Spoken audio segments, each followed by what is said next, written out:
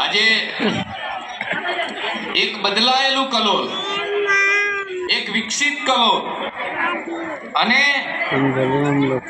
હવે સમગ્ર ગુજરાત ની એક આન બાન અને શાન સમૂહ વિકસી રહેલું કલોલ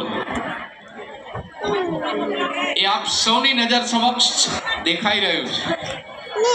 બહુ વર્ષો પછી કલોલની ધરતીમાં જ્યારે હું આવ્યો, મારો આવવાનો રૂટ વિજાપુર માણસા થઈ અને કલોલ એટલે એ તળાવને મેં જોયું.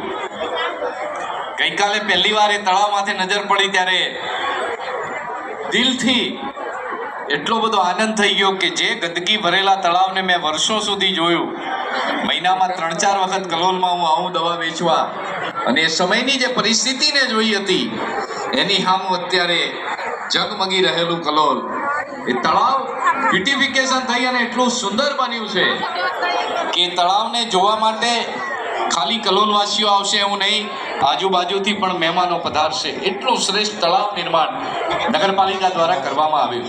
માનનીય અમિતભાઈ શાહ સાહેબના માર્ગદર્શનમાં કલોલ હવે એક શ્રેષ્ઠ નગર તરીકે ઉભરી રહ્યું છે, વિકાસની હરણફાળ બની રહ્યું છે. અને ખાલી